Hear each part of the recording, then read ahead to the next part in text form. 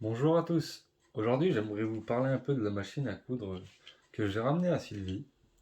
Elle en parlera plus en détail par la suite. C'est une machine à coudre de marque Hyundai. Plus précisément, c'est MAC. Qu'est-ce que je pourrais vous dire sur cette petite machine à coudre? Dans l'ensemble, pour un débutant, elle est pas mal. Elle est en plastique, elle est très légère, elle est facile à manier. La pédale en elle-même est vraiment très petite, ne serait-ce une taille au-dessus, ça aurait été peut-être plus agréable pour mon pied. Elle a tendance à bouger assez facilement, et vu sa légèreté, je comprends qu'elle bouge. On a des canettes en ferraille. Qu'est-ce que je pourrais dire sur les canettes? Les canettes sont pas mal, c'est des canettes en ferraille, tout ce qu'il y a de plus classique. Elles se mettent ici, tout ce petit clapet en plastique que vous pouvez voir ici et ici. Au niveau du rembobinage des canettes, tout s'est très bien passé pour ma part. Ne serait-ce que le petit point noir sur cette machine, pour moi, ce serait la précision des points. Elle a tendance à zigzaguer et à taper un peu à côté. Peut-être un réglage, il va falloir que je regarde, mais je ne pense pas, vu que j'ai bien suivi le manuel à la lettre.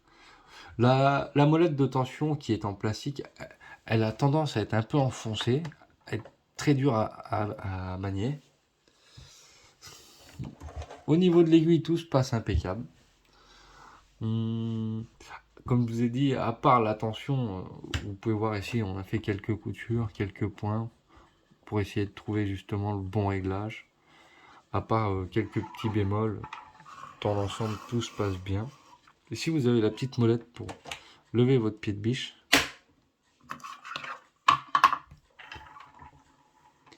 Vous avez votre alimentation. Une alimentation pour la pédale, une alimentation pour la machine. La pédale est alimentée en elle-même par la machine, donc une seule prise pour les deux, bien sûr.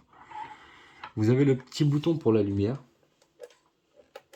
qui pour ma part n'éclaire pas correctement. J'aurais préféré avoir une lumière un peu plus puissante.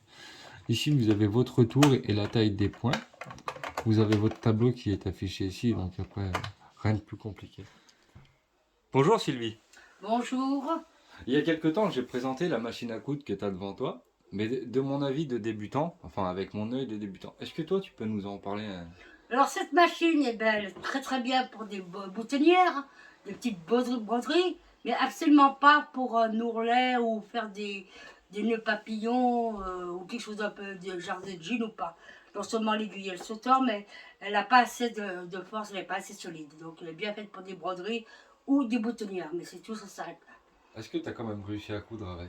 Oui, j'ai réussi à coudre, mais bien que mal, hein, parce qu'effectivement, chaque fois le fil cassait, ou c'était trop tendu, ou le tissu était trop épais. Et comparé à une industrielle, qu'est-ce que tu en as pensé? On va comparer, c'est même pas comparable, parce que ça, c'est vraiment la machine pratique qu'on peut servir vite fait, bien Ouais. fait, par rapport à une industrielle dont tu vas te servir tous les jours, soit pour faire de la confection ou quelque chose comme ça. Et au niveau du poids, t'en penses quoi?